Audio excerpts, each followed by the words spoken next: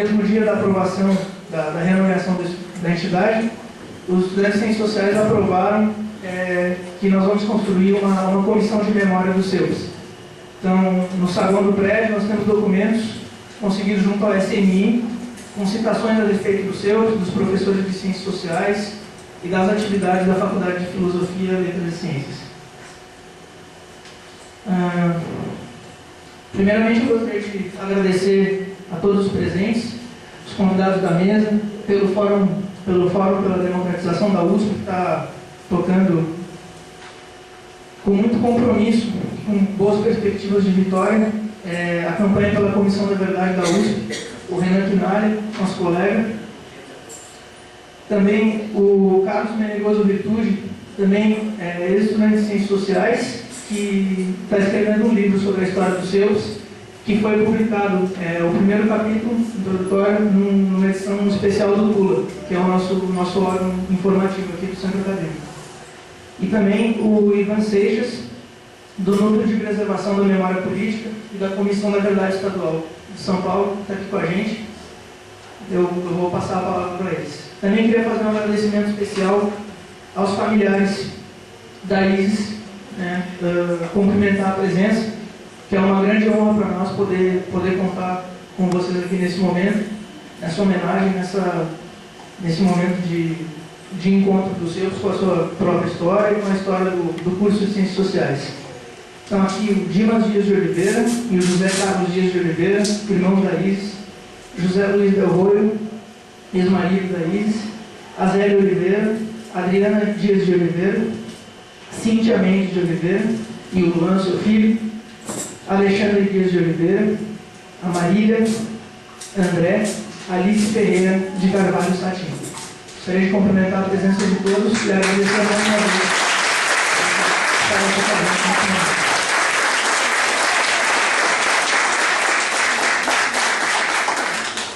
Gostaria de agradecer também a presença dos professores de Ciências Sociais que estão aqui com a gente, que também deram a sua contribuição para escrever a história do nosso centro acadêmico como estudantes, e hoje estão aqui como professores e como amigos dentro e fora da sala de aula, que é um prazer para a gente poder contar, tanto dentro como fora da sala de aula, na defesa por uma educação crítica, por uma educação livre, contribuindo com a universidade que todos aqui querem construir.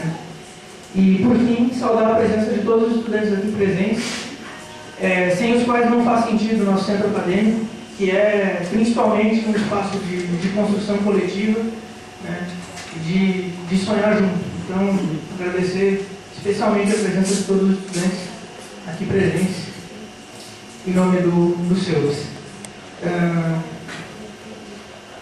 Esse momento tem muitos significados para aqui reunidos.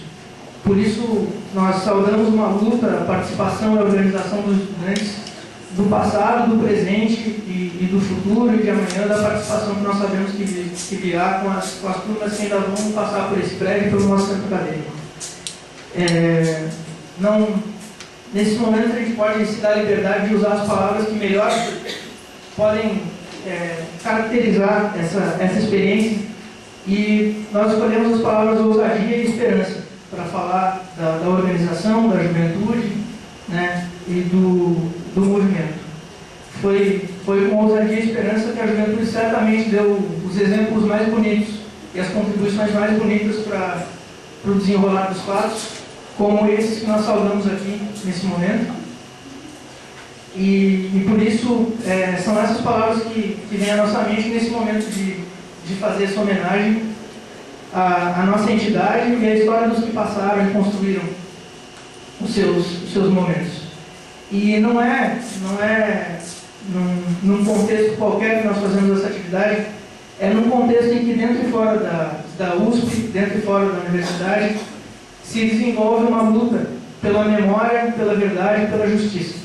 Uma luta que tem o comprometimento dos mais diversos setores e que vem com insistência, dando passos que todos nós aqui queremos e acreditamos que vão fazer nós nos encontrarmos com o encontro duro, que certamente será, mas um encontro necessário com o momento mais brutal da história recente do país, que promoveu ignorância, intolerância e autoritarismo, e momento esse que estudantes jovens como nós e todos aqui presentes que estiveram naquele momento olharam, tiveram a ousadia e a esperança de se colocar contra. E por isso nós vamos aqui homenagear a ousadia e a esperança da Isis Dias de Oliveira, tendo nela uma figura de toda a sua geração. A Isis foi estudante de Ciências Sociais. Nesse momento que nós nos referimos, nesse momento que hoje diversos setores da sociedade brasileira buscam se encontrar e tirar limpo. Foi por pessoas como a Isis que hoje nós certamente estamos aqui, que nós temos uma história para contar, para resgatar, para fortalecer e uma organização e participação da juventude a consolidar. Então, em nome dos estudantes de Ciências Sociais que se reuniram em plenária e chegaram a essa conclusão conjuntamente, nós queríamos aqui oficialmente colocar o nome da Isis junto ao nome da nossa entidade, que passa a se chamar Centro Universitário de Pesquisas e Estudos Sociais Isis Dias de Oliveira. Queria pedir uma salva de palmas, por favor.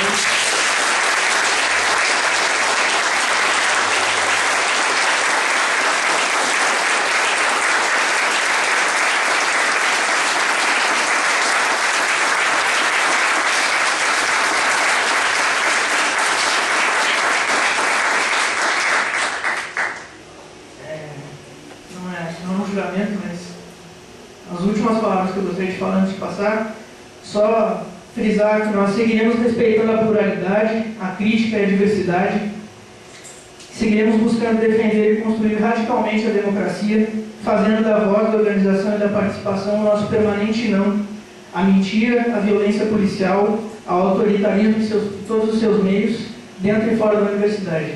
E não dá para falar essas palavras sem hoje buscar os exemplos mais presentes que nós temos, tanto da vergonha que aconteceu nessa universidade no último ano, e que todos lembram muito bem, né, a atuação policial aqui dentro, certamente vem descaracterizar o espaço universitário e a experiência de conhecimento que todos nós aqui queremos construir, e também os acontecimentos aqui ao lado na comunidade de São Remo, é importante frisar também nesse momento.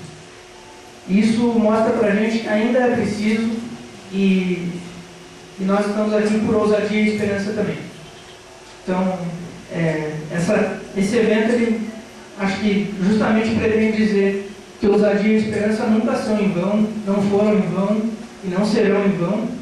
E eu gostaria de retomar o mote da semana de recepção da última turma de calouros, que entrou, a turma de 2012, a última a se juntar nessa história. Foi uma frase do professor Florestan Fernandes, que marca contra as ideias de força, a força das ideias. E esse é um mote interessante para o movimento, para a experiência que a gente quer construir. Então, queria encerrar essa breve apresentação em nome dos seus, em nome dos estudantes. Queria pedir para todos participarem também, para a gente falar Isis Dias de Oliveira, presente agora e sempre. E agora sempre junto à nossa entidade e à organização dos estudantes de Ciências Sociais. Isis Dias de Oliveira, presente agora e sempre. Agora e sempre.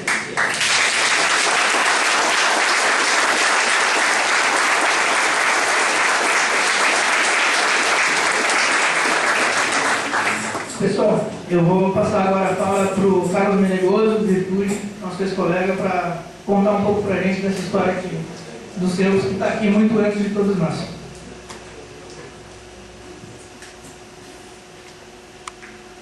Bom, camaradas, eu queria começar dizendo que para mim é uma satisfação imensa poder participar de uma atividade como essa.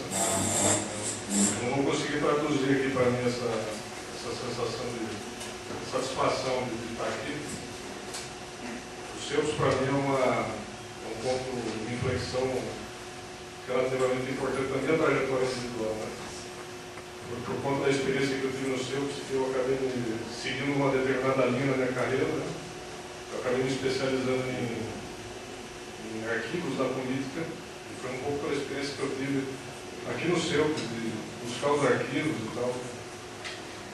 Também foi um espaço onde eu me quando eu tomei contato com a política, eu pude descobrir todo esse universo de experiências, de projetos, e me encontrar também com essa comunidade de sentimento, né? Que de alguma maneira está reunida aqui hoje. Então, para mim é uma alegria, uma satisfação. Durante esses anos todos, né, eu fui dos CEUPs aí na época começo dos anos 2000, tempo do governo do FHC, e a gente teve uma dificuldade imensa de fazer o que vocês estão fazendo agora, né? Eu lembro que, por exemplo, a atividade dos 45 anos dos CEUPs, a gente fez um biombo ali no saguão com meia dúzia de documentos, porque a gente não tinha os arquivos. E os arquivos da SNI não estavam abertos na época, né? A gente não teve acesso, isso foi um processo mais recente. E a gente não conseguiu tocar nada, a gente não conseguiu fazer um espaço, a gente sentiu desinteresse. Então é bacana também ver que 10 anos depois a gente tem esse movimento, né, essa tentativa de resgatar, de alguma maneira a gente refazendo laços com a nossa própria história. Né? Então eu queria falar rapidamente, já que é uma... Hoje eu acho que não vou entrar tanto em detalhe na questão da história dos seus propriamente dito. Eu acho que a ideia aqui seria mais bacana, talvez a gente falar um pouco da memória, da função disso para aqui, nesse espaço. Falar um pouco de por que resgatar a história dos seus, qual a finalidade disso, que razão a gente tem para fazer esse esforço. A primeira coisa, eu acho que a gente precisa considerar é que o resgate da memória desses projetos que são radicais, progressistas, de esquerda, eles enfrentam um desafio adicional que é o da sua própria sobrevivência, antes de mais nada. O arquivo do CEUPs é um reflexo disso, desse nosso microcosmo. Né? O arquivo do CEUPs é alguma coisa que não resistiu ao tempo, por exemplo. Né? A gente não sabe muito bem dessa história, mas o incêndio que destruiu o arquivo nos anos 80 foi possivelmente um incêndio criminoso também. Isso a gente ainda estava no período da ditadura militar. Então, também a luta se trava também nessa frente. Né? E a existência desses registros é uma tentativa. A destruição de registros é uma tentativa de nos desligar dessa trajetória de luta que veio antes da gente, né? Que pode trazer uma inspiração e uma reflexão. Então foi com base nisso que eu me dediquei a um projeto de iniciação científica, que eu tive a satisfação e o prazer de ser orientado pela professora Silvia, que está presente lá no fundo. Agradeço demais por ela os apontamentos vários, pela orientação na parte acadêmica, foi uma experiência extraordinária. E essa pesquisa eu tentei basicamente trazer esses arquivos de volta. Né? A gente estava com o material dos CEUPs espalhado, com vários arquivos de entidades estudantis, a USP, no DOPS, eu xeroquei o que eu pude e trouxe para cá, e a minha pesquisa tem como base esse material que foi possível recuperar. Então esse é o primeiro ponto. Eu acho que a luta pelo registro é ela mesma uma das frentes da luta que nós temos que travar, né? Nesse contexto de embate político maior que nós estamos vivendo. Daí a importância, por exemplo, da abertura dos arquivos do SNI agora, com a possibilidade de a gente trazer esse material todo, recontando até a história da própria ISA de um outro ponto de vista, trazendo novos elementos. Agora, eu acho que a questão da memória ela tem dois aspectos que se complementam, que eu acho que o primeiro é esse, é a questão da identidade com o que foi, né? O laço que nós vamos refazer. E o outro é a possibilidade de a gente ter, na experiência histórica, uma reflexão que se contrapõe com o presente para que ajude a gente a pensar as especificidades do que nós estamos vivendo agora. Ao mesmo tempo, tendo no passado uma inspiração, mas entendendo que as lutas que a gente trava aqui nesse momento são lutas do nosso tempo, né? Consideradas dentro do nosso tempo. Eu acho que a memória tem essa dupla né, função.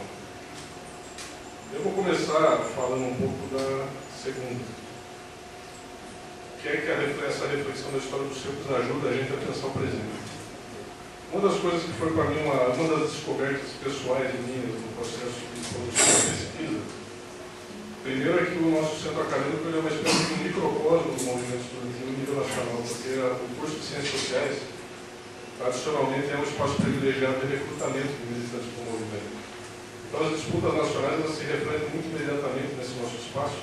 E para vocês terem uma noção, não só do desconhecimento da própria sociologia em relação a tudo isso, mas do potencial que a nossa memória específica aqui tem para um contexto maior, é que por exemplo, sobre os anos 50, que é o período que está coberto aqui nesse primeiro que a gente produziu, aqui foi possível, a partir dos poucos registros que a gente tem na história dos CEUPs, fazer uma reflexão, por exemplo, sobre essa transição do movimento estudantil nos anos 40 para os anos 60. É um momento muito pouco conhecido da história do movimento em nível nacional. A dinâmica específica aqui dos CEUPs ajuda a gente a entender essas especificidades daquele tempo. E, para mim, foi uma descoberta entender as particularidades das várias formas de engajamento político que se manifestam. Né? Eu comecei a pesquisa com aquela visão fechada, né, de que o movimento estudantil é a entidade, é assim que se faz, aquela visão que eu tinha da política daqui. E a primeira tentativa de aproximação com a documentação foi muito dificultada por isso. Né? Entender as formas de participação política que já existiram no passado. Outras formas de entendimento, de articulação, por exemplo, entre a ciência social e o engajamento. Como é que isso se dava, por exemplo, nos anos 60, na luta contra o subdesenvolvimento? Ou como é que isso se transformou numa outra visão política no tempo das dissidências, da luta contra a ditadura, no período mais duro da repressão? São coisas diferentes. O que lembra a gente, de alguma maneira, eu acho que alertam, foi o fato de que o nosso momento também é um momento muito específico, diverso, com tarefas próprias do nosso tempo. Então, acho que é um pouco essa ideia do título, desse texto, os sentidos da participação. A participação tem muitas facetas, tem muitas modalidades, tem muitos aspectos. E entender essas diversidades é uma coisa que ajuda a gente a olhar para o presente e entender as especificidades daquilo que está colocando para a gente agora. Tendo como referência e inspiração, obviamente, esses elementos que a gente está trazendo do passado para agora. Agora, um outro aspecto, e eu queria fechar com isso, é a questão da identidade, né? De encontrar no passado o que a gente tem hoje, né? De alguma maneira reatando o laço com a gente mesmo, como o pessoal colocou. Essa pesquisa, para mim, foi uma descoberta pessoal também nesse sentido. Por exemplo, a ISIS. Né? A ISIS está num contexto, sobre ela da LN, não sei se eu estou acontecendo. Ela era da LN, ela está num contexto já de dispersão, vamos dizer, das forças de esquerda, num período que é posterior do relatório Khrushchev, né, em 1956, quando o Partido Comunista ele começa a se dispersar em forças menores. Né? A POLOP, né, que é a política operária, que é uma organização que surge nesse processo, e as dissidências do PCD também. Então, no caso, a ISIS ela se localiza nesse contexto. Né? Na pesquisa foi interessante, pessoalmente para mim, resgatar qual é a nossa genealogia política, em termos de faculdade de filosofia e curso de ciências sociais, qual é a nossa genealogia partindo daí. Porque a gente tem uma referência, por exemplo, no caso da luta contra a ditadura, e a ISIS, obviamente, aqui para a gente é uma referência obrigatória. E o que é que vem antes? É interessante a gente pensar nisso também. Né? A própria ISIS, nesse sentido, tinha as suas referências, as suas inspirações, e a pesquisa nesse primeiro trecho tem como objetivo também resgatar personagens esquecidos.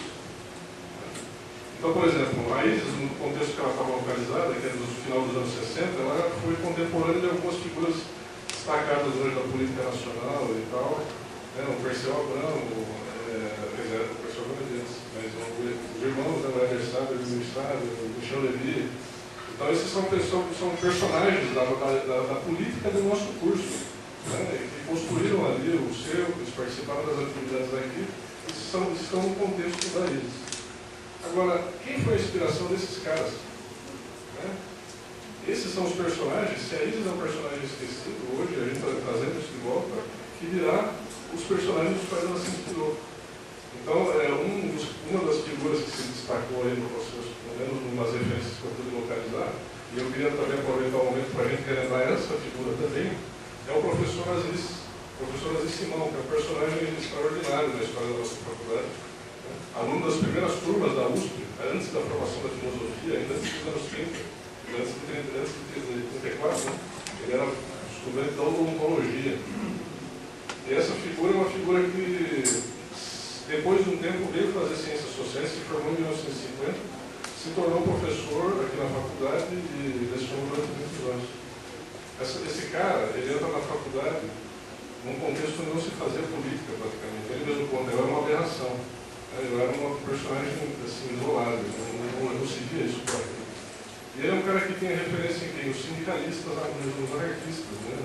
Ele é um fundador, por exemplo, da proposta do PSD, que veio à tona em 1945.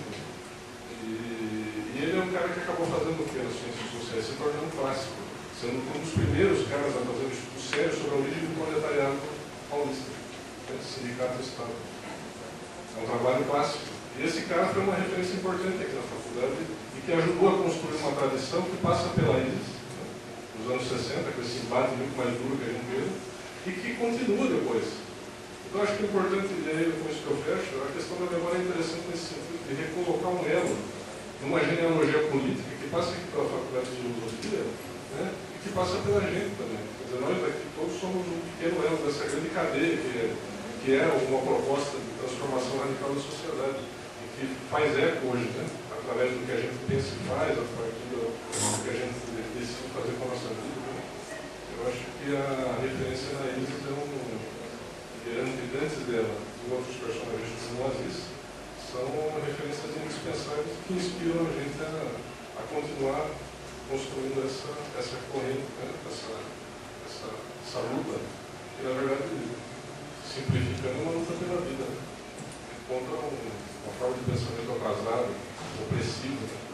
E eu acho que a Isis é uma das encarnações do nosso curso disso que a gente pretende um dia ver consolidado aqui no nosso país. Então, como eu já falei muito, queria agradecer a oportunidade de estar aqui, compartilhar isso com vocês. E eu estou aberto a contribuições, se vocês tiverem críticas, sugestões a fazer ao texto, espero que a gente possa conversar em outra oportunidade.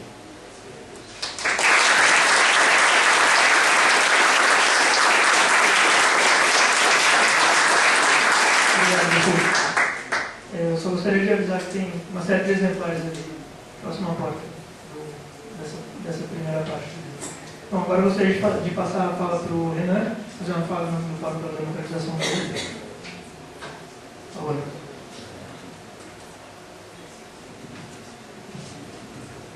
Boa noite a todos e todas. Queria agradecer também ao convite e, mais do que isso, parabenizar, saudar os seus Isis Dias de Oliveira, já vamos usar um novo nome, pela iniciativa que é muito oportuna e feliz, me parece, de celebrar uma efeméride de 55 anos de identidade, não só com uma festa, com bolo e vela, mas efetivamente construindo uma memória, reconstruindo uma memória da identidade, e não só uma memória, mas tendo consciência de que a memória é um campo também de disputas, né, que a construção de memórias, sempre no plural, ela é atravessada por conflitos, e assumir um lado nisso, né, que é o lado da Isis Dias de Oliveira. Eu teve de outros estudantes também que foram perseguidos e são desaparecidos políticos ou mortos hoje, o Fernando Borges de Paula Ferreira, Francisco José de Oliveira, Maria Regina Marcondes Pinto e Jane Vanini. Então, esses quatro também estudaram aqui na faculdade em outro momento, mas também estudaram ciências sociais e também representam esse mesmo lado da memória, uma memória comprometida com essa luta por democracia, por direitos humanos, por justiça social. Então, nesse sentido, eu queria parabenizar a entidade e a gestão especial que tem sido muito comprometida na construção do Fórum Aberto pela Democratização da USP. Eu queria, na verdade, mais aqui apresentar a campanha de maneira bastante rápida, porque são poucas oportunidades que a gente tem no Rio Ivano, que é uma enciclopédia desse período, a gente tem que aproveitar, e que a gente está sempre pelo corredor, eu estudo aqui, o pessoal da campanha também está sempre circulando por aqui, então a gente pode continuar a conversa depois. Mas a campanha, só contando um pouco do histórico, a campanha pela democratização, pela Comissão da Verdade, que foi lançada pelo Fórum Aberto pela Democratização da USP, que é uma entidade que congrega a USP, Sintusp, DCE, Associação de Pós-Graduandos, APG, que é a Elenira Rezende, que foi renomeada também na última Assembleia que a gente teve. A gente vai fazer um ato também, o senhor saiu na frente, mas a gente vai fazer também um ato solene e aí público para marcar isso. Vários centros acadêmicos. A gente não tem data, ainda vai ser descoberto, vai circular também essa informação. E envolvendo todas essas entidades, tem mais de 2 dezenas de centros acadêmicos participando também do Fórum Aberto. foi lançada essa campanha pela Comissão da Verdade da USP como uma das primeiras ações desse Fórum Aberto pela Democratização, tendo em vista, primeiro, que havia esse movimento mais geral na sociedade brasileira de luta por justiça, por verdade, por memória em relação ao período da ditadura militar, e a gente verificava na USP uma qualidade muito grande dessa luta, né? Uma luta que, por si só para garantir o direito à verdade, à memória e à justiça dos familiares, das vítimas que foram atingidas por essas violências, já se justificaria, mas a gente via que havia uma atualidade também muito grande dessa luta na USP, que no plano legal institucional tinha um decreto, o decreto de 72, ainda sendo aplicado como regime disciplinar, né? Quase 200 estudantes da USP hoje são processados ou administrativamente ou judicialmente, muitos eliminados, então, que é o termo do decreto, eliminado, o decreto da época do Médici, na ditadura.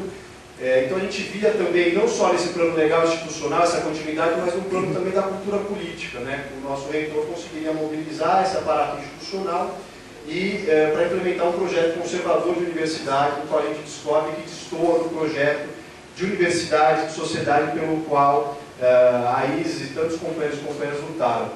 Então foi um pouco nesse contexto que surgiu a ideia dessa campanha pela Comissão da Verdade, e a gente fez diversas iniciativas que vocês devem ter acompanhado, alguns debates, lançamentos de livro, diversos tipos de ação, e a gente também coletou assinaturas para um abaixo-assinado, que é um abaixo-assinado que vai fundar o pedido que a gente vai mandar para a reitoria e para os órgãos oficiais. A gente está com umas folhas, já estão circulando, quem não assinou ainda pode assinar, e a gente faz esse convite para que assine, não só assine, mas que também participe da campanha. A gente vai ter um ato no dia 7 de novembro, que é a próxima atividade programada, que é para fazer a entrega desse abaixo-assinado. A gente já coletou um pouco mais de 3.000 assinaturas, a gente acha que dá para chegar até 4.000, até o dia 7. E a gente convidou todos os membros do Conselho Universitário da USP e a reitoria para que estejam presentes nesse ato no dia 7 de novembro, às 17h30, no auditório do Instituto de Oceanografia. A gente sabe que muitos deles não vão comparecer, mas a ideia justamente é trazer a reitoria para esse debate, trazer a burocracia acadêmica para esse debate e ter um posicionamento oficial em relação a essa demanda, né? Dado que municípios já estão constituindo comissão de verdade, já constituíram estados da federação, o próprio Brasil já tem uma comissão de estado da verdade, e a gente acha que a USP merece também uma comissão como essa, não só merece, mas tem o dever de constituir. Porque na USP, pela pesquisa que a gente fez, são 47 o número de pessoas que passaram pela USP que hoje são mortos ou desaparecidos políticos, né, que é um número superestimado, baseado em dados oficiais, e um número que certamente vai crescer. E 47, para que vocês tenham uma ideia, é mais ou menos 10% do número de desaparecidos oficialmente reconhecidos pelo Estado brasileiro até hoje. Então é muito significativo que durante toda a ditadura brasileira, a USP concentre 10%, né, em todo o território nacional, durante todo o período da ditadura, a USP tenha 10% disso. Né? A impressão se abateu realmente de maneira mais intensa, privilegiada, nesse cenário, justamente pelo que também o Carlos estava colocando, de haver uma formação de quadro, uma atividade política bastante intensa aqui, tanto de resistência como de repressão. Então, o convite que eu faço justamente para que participem, para que assinem o abaixo-assinado, para que ajudem a divulgar o ato, estejam presentes lá no dia 7 de novembro, às 17h30. E além disso, eu queria também dar um informe do ato ecumênico que vai ter amanhã em memória dos mortos e desaparecidos, que vai ser às 10h30 da manhã no cemitério da Vila Formosa, tem alguns cartazes aqui. Eu não sei como passar a referência de localização dentro do cemitério, acho que não vai ajudar a dizer. Oi? Está escrito. A quadra é 47, e a entrada da Avenida João 23, altura do número 2000. Aí quem quiser depois... Entrada do velório. Oi? Entrada do velório. Entrada do velório. Então também está todo mundo convidado, promovido por uma série de associações e organizações que estão atuando nessa luta por memória, verdade e justiça, e vai ser uma atividade importante. Também no domingo, dia 4, agora de novembro, vai haver uma atividade marcando a data de assassinato do Marighella. Vai ser às 10h30, não é isso, Lívia? Então, cartaz, às 10h30, na Alameda Casa Branca, número 800. Então, estão todos convidados. E queria encerrar só parabenizando novamente a gestão do CEUPS. e dando um viva a memória de Isis de Oliveira e de tantos outros companheiros que tombaram nessa luta que a gente tem o dever hoje de continuar.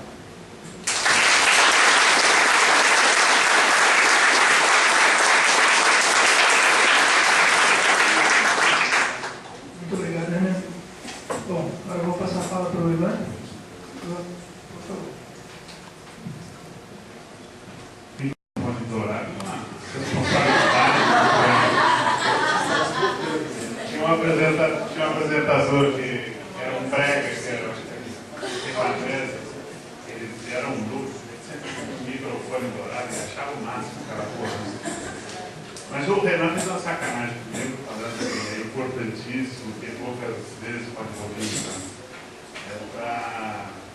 O problema não é me fazer começar a falar, é você parar de falar. Mas eu queria dizer o seguinte, eu acho que a história, como a gente bem sabe, ela não é uma minissérie de televisão, começo, meio e fim. E o fim é sempre mocinho, cada com mocinho, todos são felizes, os malvados são punidos, ou enlouquecem, aquelas coisas que a Rede Globo e outros fazem. A história é um cadeamento, né, de histórias. A gente estava conversando, eu, Koji, a Lúcia, né, sobre a universidade.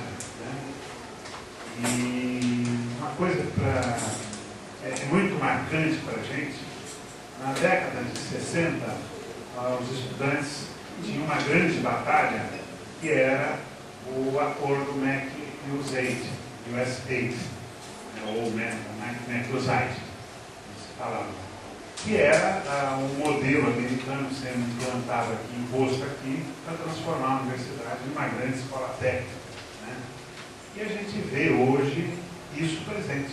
Isso é uma coisa que vocês que estão aqui, vocês que são do movimento estudantil, têm que recuperar e principalmente tentar desconstruir isso aí. Para a universidade ser universidade, universo, né? Universo da ciência, e não como Jarbas Passarinho, quando o coronel Jarbas Passarinho virou ministro da Educação, ele deu uma declaração sensacional, ele disse que ia transformar a universidade em multiversidade, mas para ele não era um jogo de palavras, era imensidade mesmo, ele achava que era a universidade, né? De um só. Mas esse encadear, né?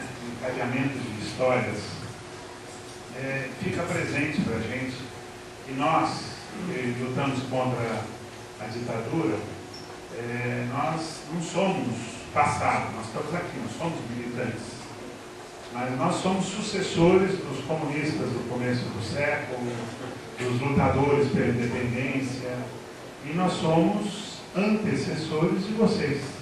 Né? Quando eu vejo as figurinhas, né, com a Lira e a Renan, esse pessoal fazendo história, fazendo os escrachos,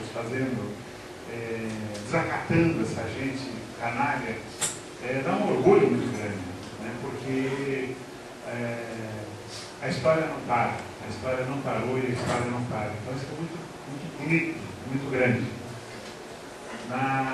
Eu faço parte também, né, uma história minha, né? Eu fui preso junto com meu pai, nós fomos torturados juntos, meu pai foi morto na tortura, e eu faço parte, obviamente, da comissão de familiares de mortos e desaparecidos.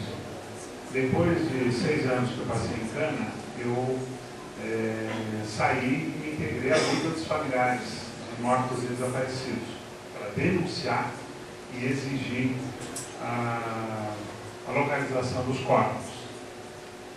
E nessa luta, tinha algumas figuras que eram muito especiais, muito especiais. Uma delas era a Dona Felícia, Mardim de Oliveira, a mãe da Isis. E hoje eu vejo aqui o Alexandre, vejo os sobrinhos, os irmãos aqui. Eu acho que é essa a continuação da história. Né? A Dona Felícia, que você olhava e achava que era uma pessoa frágil, uma pessoa delicadinha, calminha, e você tinha a impressão de ser uma pessoa frágil, mas eu nunca vi uma pessoa com tamanha tenacidade, tamanha força como aquela mulher tinha. O seu Edmundo, né, ele ficava até de fora para poder deixar a dona Felícia fazer.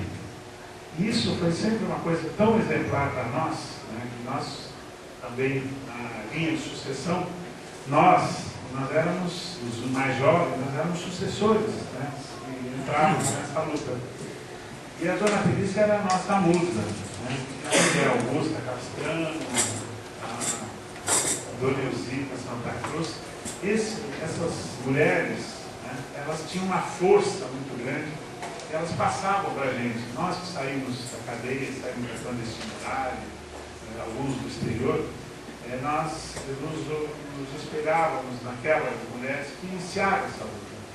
Porque se não fosse essas mulheres exigirem a localização, o aparecimento dos desaparecidos, dos seus filhos, suas filhas, a gente não teria nada hoje. Se não fossem as loucas da Praça de Maio, a gente não saberia que a ditadura tinha matado lá 30 mil pessoas. A ditadura não é pilha de cadáver, não se mete por aí. A ditadura é ditadura.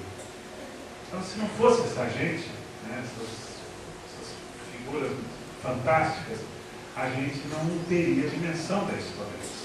E começou quando elas começaram a bater em portas de quartel para localizar o filho, a filha presa. E quem estava privilegiado, que tinha um filho que estava só preso e aparecia, dizia: meu filho apareceu no presídio tal, está no DOPS, e ia embora, e as outras ficavam. Essas são as mães de desaparecidos. Isso é o desaparecido.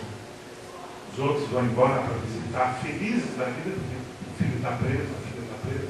Ela merda, né? Mas era melhor do que ter um filho, uma filha presa, né? Morta. Pior, muito pior, desaparecido. Você não tem nem a certeza se está vivo. A dona Felícia, ela foi para Londres, foi para Paris, não é isso? Dimas. Porque os canalhas davam pistas falsas. A Isis está sem memória na Europa. E a dona Felícia ia lá, naquela persistência, aquela tenacidade, ia lá para ver se localizava. E não localizava, obviamente, porque estava morta, estava aqui. Né?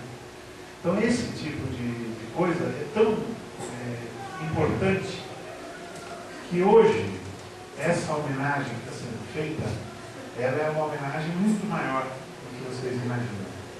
Ela é uma homenagem à dona Felícia, é uma homenagem ao seu Edmundo, uma homenagem ao Zé Carlos, ao Dimas, né?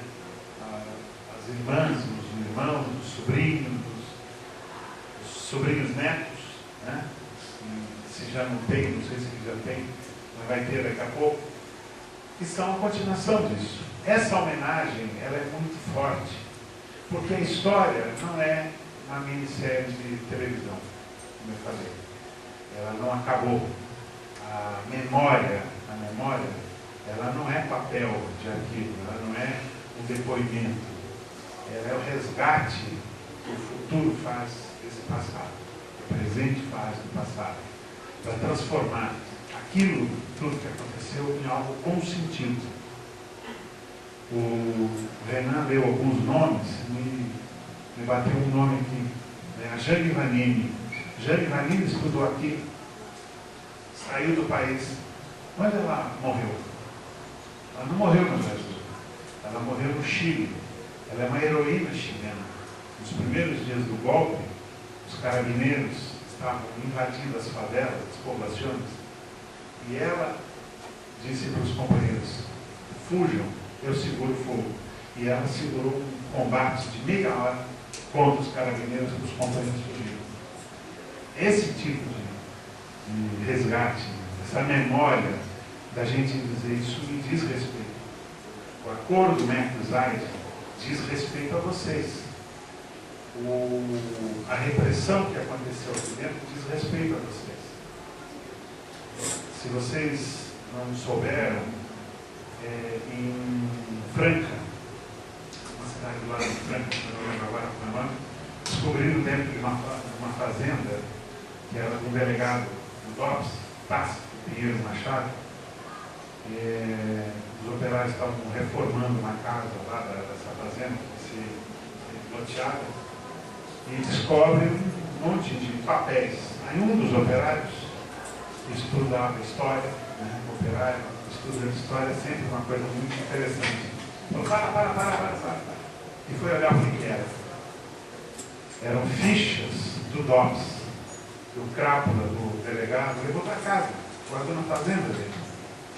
E lá eram fichas do pessoal da USP, da invasão do CRUSP. Quando eles invadiram o CRUSP, eles prenderam um monte de gente. E lá estão as fichas. Todo mundo aqui que estava na invasão que eles praticaram.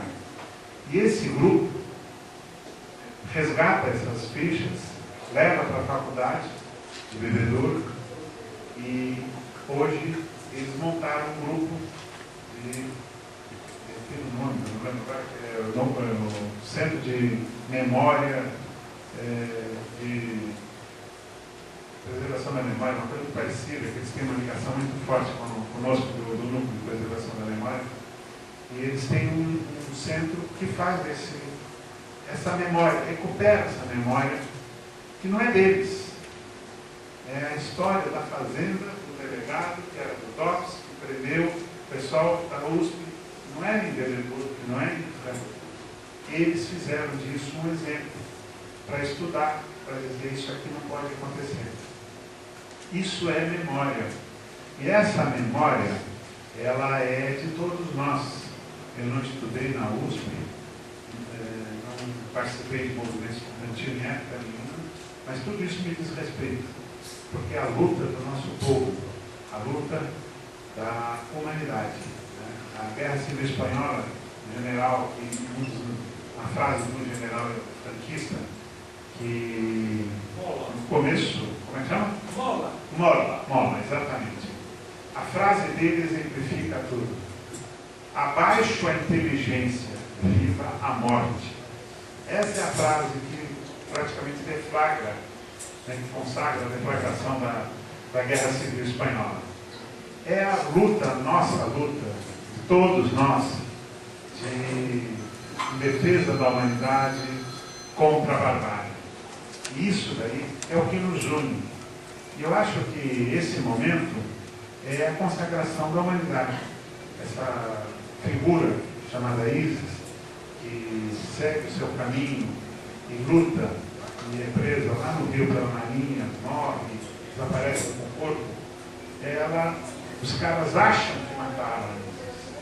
Ela está viva, ela está aqui entre nós, ela está aqui nesse Ceus.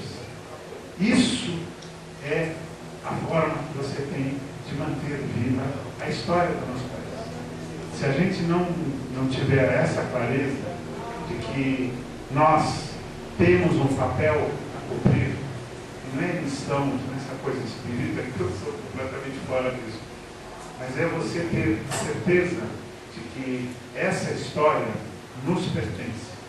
No passado, você podia ter divergências políticas, mas no fundo, e hoje, você tem uma única causa, que é o lado de cá. Defesa da humanidade, contra a barbárie. Do passado, dos que invadiram o CRUSP, ou de hoje, dos que impedem que a USP seja democrática e livre. Daí a necessidade da gente construir uma comissão da verdade. Daí a necessidade de construir quantas comissões da memória der na telha. Porque a comissão da verdade, a comissão da memória, não é para punir. É também, mas antes disso, é para conhecer a história. Para a gente saber que isso existiu. Saber que houve uma ditadura que infernizou a gente por 20 e poucos anos. E que nós somos vitoriosos, porque a ditadura acabou e nós estamos aqui. Mas nós não podemos descansar, nós temos que continuar para lembrar da Isis, da Jane Vanini, pessoal da geologia, o Monte Queiroz e outros, isso daí faz da gente vivo. É da gente entender que isso tudo nos pertence. O país não pertence àquela cambada que ocupou, que usurpou o poder. Quem criou o 477. Não sei se a maior parte aqui sabe, se todos sabem o que era o decreto 477. Era um decreto-lei que fazia com que o estudante que fosse acusado de subversão era expulso da escola, podia ser universidade, podia ser secundária. Por ser subversivo, ele era expulso e proibido de estudar. Dá para crer num treco desse? E o professor que fosse cúmplice era demitido e proibido de trabalhar. Isso foi o nosso país. Essa condição da verdade, a condição da memória, tem que fazer o levantamento de quantos foram expulsos pelo 477 dentro da USP, para a gente fazer justiça, para que esse monumento que está ali, não serve nem para o povo fazer cocô em cima, ter sentido. Aquilo tem que ser importante, porque os que foram caçados pelo 477 têm que ser lembrados, os professores, os alunos. Um país que teve decreto secreto. Vocês imaginam o que é decreto secreto? Não. O país teve decreto secreto. A ditadura baixava. Decreto secreto número tal. Assunto. Universidade. Conteúdo. Não tem. Era secreto. E você podia estar infringindo alguma coisa que aquela merda do decreto secreto dizia. Até hoje, não se conhece o conteúdo dos decretos secretos. Nós precisamos resgatar isso. E se você começa pelo primeiro passo, que é resgatar os nossos, as heroínas e heróis que nós temos, as Isis, Dias de Oliveira que nós temos, a gente começa a contar a história. E começa a contar a história dos canalhas também. Para a gente fazer o quê? Ir na frente da casa deles e dizer: aqui mora um assassino. Não é um velhinho bonzinho, é um assassino. E essa ideia de se fazer esse resgate é da gente dizer: não esquecemos, não perdoamos. Caso contrário, não vou repetir aquela coisa de senão a história se repete como uma tragédia, patatá. Nós estamos vendo hoje a polícia militar matando igualzinho o Doicode e também, junto, unidos, o Corpo Esquadrão da Morte. Na época da ditadura, o Doicode nos matava. O Esquadrão da Morte matava a população civil. Era o terrorismo de Estado. A Rota juntou as duas coisas numa só, um conjugadão.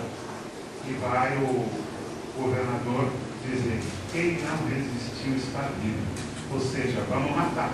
Está liberado assassinato. Está morrendo 10 por dia. Isso daí leva ao quê? Leva a barbárie. É essa a ideia. O que está em jogo hoje é a barbárie que quer implantar aqui. A lei da porrada, da morte. E nós não podemos aceitar. E aí a importância deste ato, a gente falar da ISIS que combateu, não é a ISIS que morreu, a ISIS que combateu a ditadura, combateu a barbárie, ela tem que ser glorificada, tem que ser lembrada. A Dona Felícia, o Pedro Danilo, o Monte Queiroz, todos têm que ser lembrados como sendo aqueles que tiveram a ousadia de se insurgir contra a ditadura, contra a barbárie. E vocês que estão fazendo esse CELPS têm que ir na mesma linha, têm que combater a barbárie, têm que esclarecer o que aconteceu para que não se repita, para que a gente não tenha que estar daqui a um tempo lembrando: puta merda, o mal que virou um ditador e matou todos nós. Não, não. Nós temos que ter claro, presente, que a história, ela anda para frente, anda de lado, mas ela anda. E nós temos que fazer a história andar melhor, até mais rápido. E é esse o papel. E aí eu acho a providência de vocês, a iniciativa de vocês de fazer esse ganhar o nome da Isis, é buscar no passado o exemplo dela para dar uma sinalizada do que vem pela frente. Que esse é o caminho, a dignidade, a ousadia da dignidade, para a gente poder ter um país melhor. Os filhos de vocês estudarem aqui e terem orgulho do que vocês fizeram, orgulho do que a Isis fez, para a gente poder dizer, a história anda para frente e anda mais rápido quando todos nós, mais gente está junto. Isso eu acho que é memória, isso é fazer história. Parabéns, muito do coração, e muito obrigado por ter me ouvido até agora, que eu acho que foi demais. Obrigado.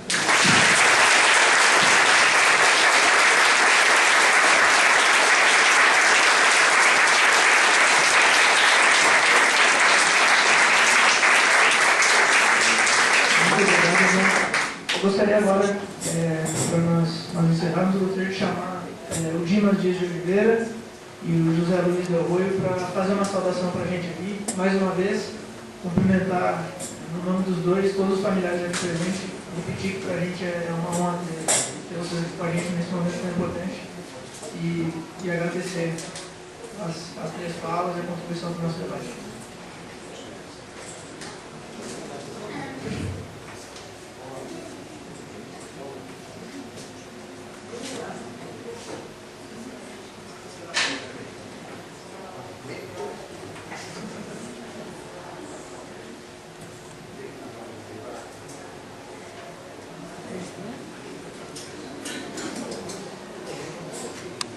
Boa noite a todos. Tentar falar algumas coisas bastante simples, bastante rápidas. Primeiro que, puxa vida, faz muito tempo que eu não vim aqui fazer. Primeiras vezes que eu vim para cá, faz muito tempo. Eu me formei na Poli em 64 e vim para cá em 1960. Olha quanto tempo. Imagina o que era isso. Né? Vim aqui com bombacha, né? Passa o tempo, né? Algumas vezes vim buscar minha filha, a Adriana, que está ali, que também estudou aqui nas ciências sociais, participou do seu curso. Né? Levanta aí, Adriana. Não vai levantar. Mas tem algumas coisas do que vocês falaram.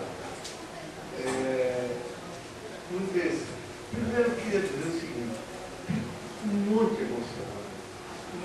emocionado de ver que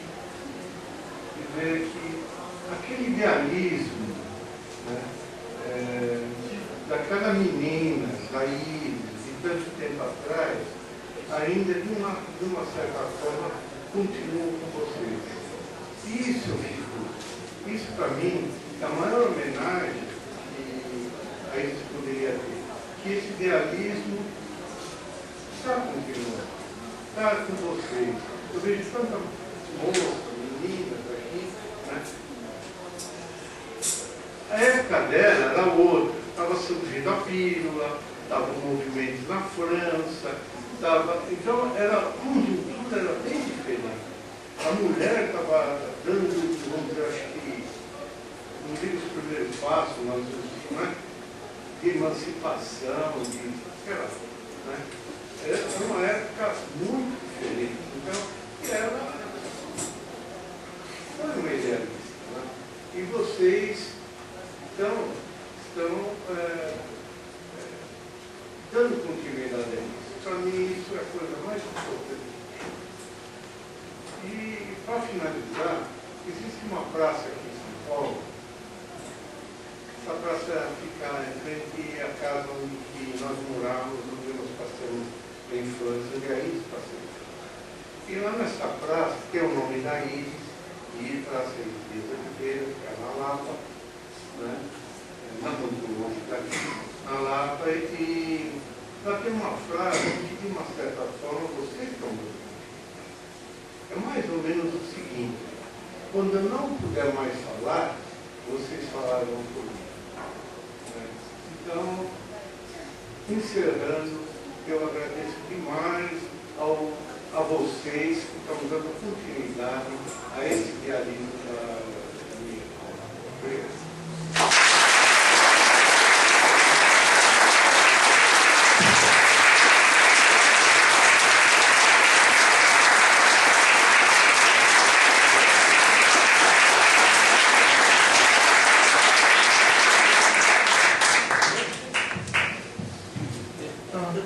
Passar a palavra para o José Luiz Del Roi, acompanhando a isso.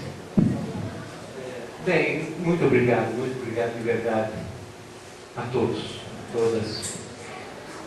Vocês escolheram muito bem o nome, mas muito bem, muito bem. O Silvio merece esse nome e a Isis merece estar nesse nome. Eu vou contar alguns aspectos, poucos. Não é o momento, vocês sabem que a gente faz uma entrevista de Silvio sobre Isis e os Silvios. Eu conheci Isis logo que ela entrou na Faculdade de Filosofia e Ciências Letras, exatamente em Ciências Sociais. Isso foi em 65. Tinha uma amiga dela, acho que vocês conhecem talvez, a Sônia, que era do Partido Comunista Brasileiro. O Partido Comunista, a Faculdade de Filosofia, em geral, e bastante a USP, era dominada politicamente, vamos assim dizer, por duas forças aliadas, que era o Partido Comunista Brasileiro e a política operária, a POLOP. Eram as duas forças hegemônicas naquele momento. O Silvio era 100% dividido entre... Não existia possibilidade de uma chapa contrária. Era Partido Comunista e Silvio, e POLOP. Isis entra na universidade, vem esta moça amiga dela, que era a Sônia. Sônia eu conhecia, porque era um Partido Comunista, e me diz: bom, olha, querido, aqui eu tenho uma amiga ótima. Você tem que, vou apresentá-la para entrar no partido.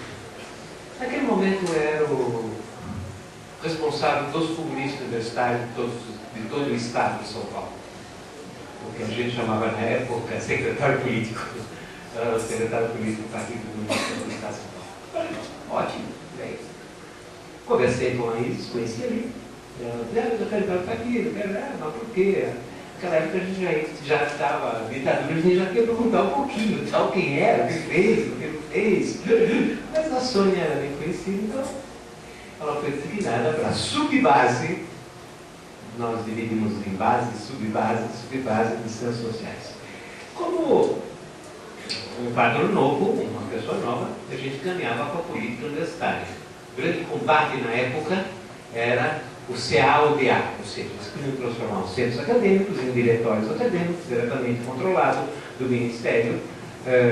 Já estava nascendo a luta contra o método Zaide. A gente tinha uma série de batalhas universitárias, estritamente. Eram essas batalhas, vamos assim, para levar dentro da universidade. E depois tínhamos uma outra batalha, que era como mobilizar a população, como denunciar a ditadura. Me recordo, uma das primeiras coisas que a Isis teve que fazer é ir na mobilização contra a invasão da República Dominicana pelos Estados Unidos, pelas tropas da ditadura brasileira. Então ela ficou nessa coisa. Ela tinha que fazer política em geral, para a universidade, tinha que fazer política nos seus, se destacar nos seus.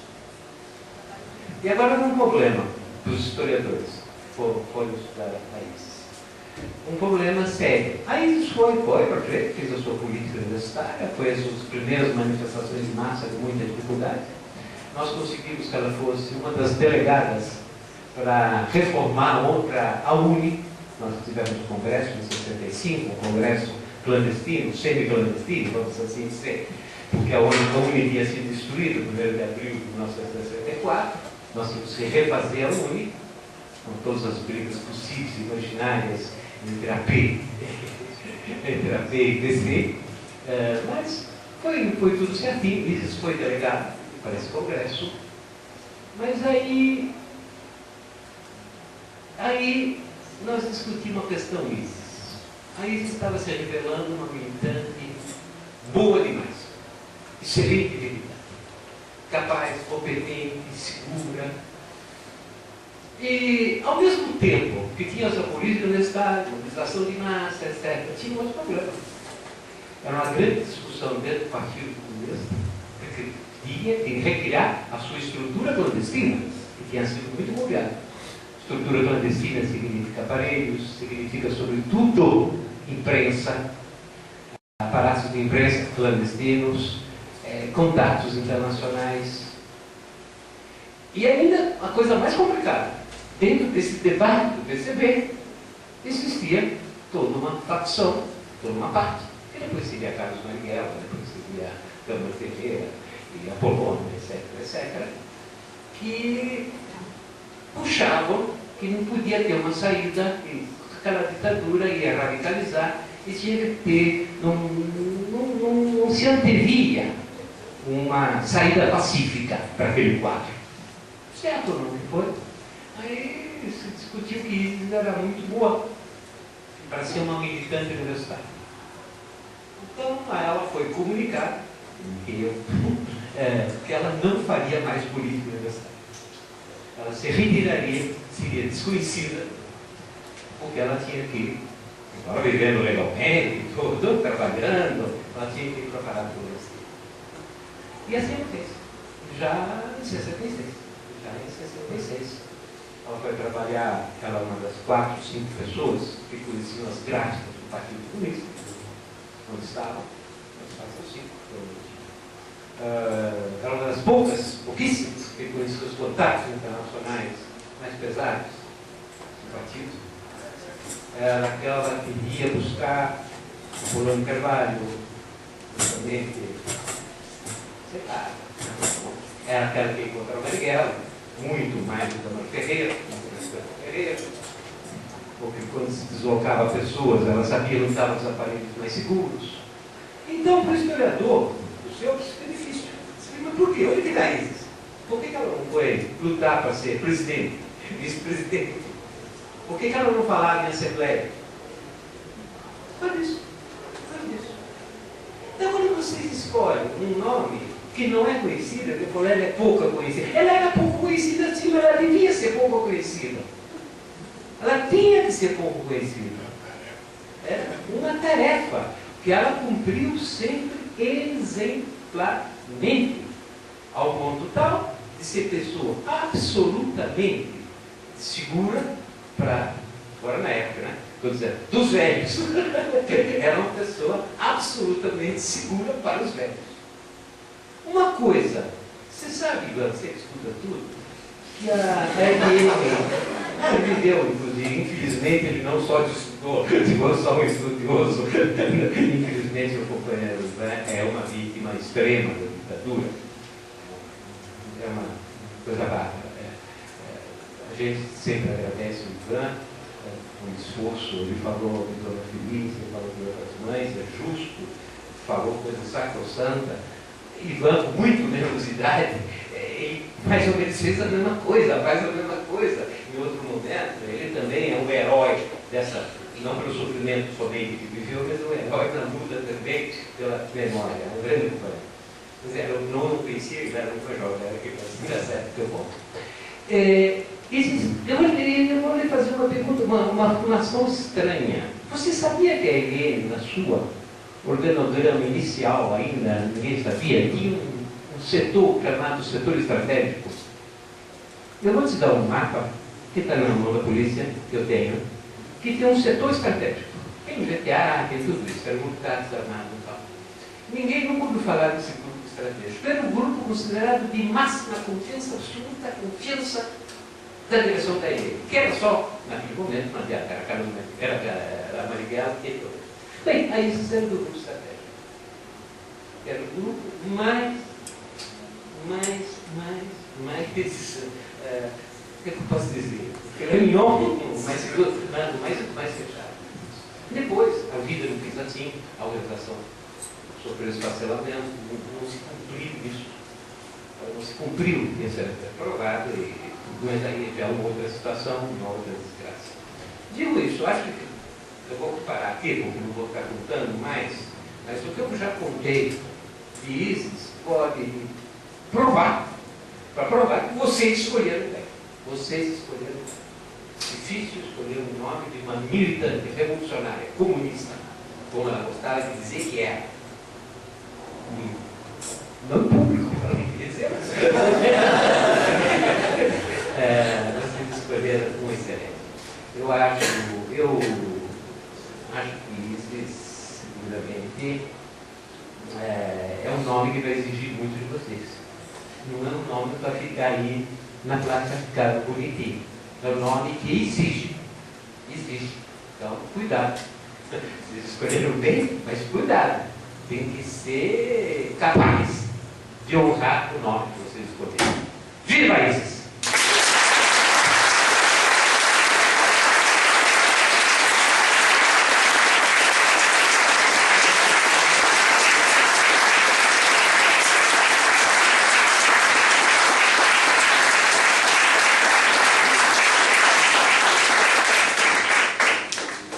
Bom, pessoal, então, mais uma vez, o agradecimento, o cumprimento a todas e a todos que presentes.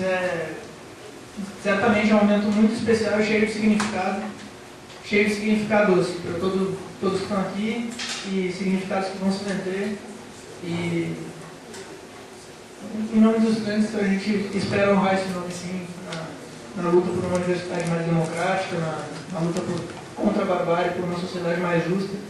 E gostaria de encerrar esse momento da nossa atividade e convidar a todas e a todos, aproveitar para fazer um agradecimento especial aos ex-estudantes de Ciências Sociais de diversos momentos da história do curso e da nossa entidade que vieram aqui, gentilmente aceitaram o nosso convite. Gostaria de convidar para a gente se juntar numa humilde, mas sincera confraternização fora da sala, onde nós vamos gravar alguns depoimentos com quem passou pelos seus, nos diferentes momentos da história dessa entidade que hoje nós estamos homenageando aqui. E pedir mais uma salva de palmas a ISIS e aos seus, mais 55, 110, quantos anos de luta for preciso, por tudo que nós falamos aqui. Muito obrigado, gente.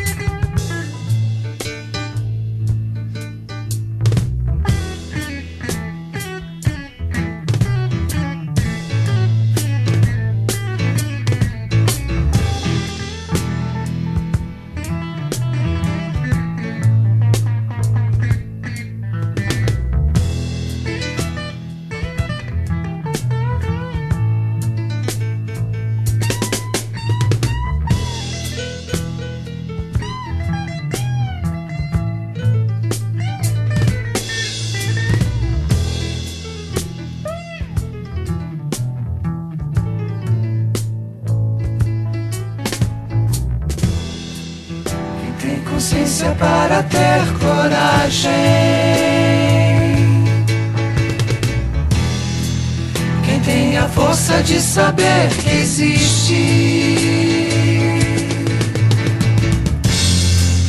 e no centro da própria engrenagem inventa contra a mola que resiste. Quem não vacila mesmo derrotado, quem já perdido nunca desespera,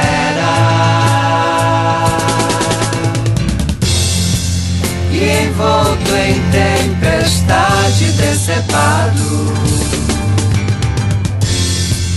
entre os dentes segura a primavera.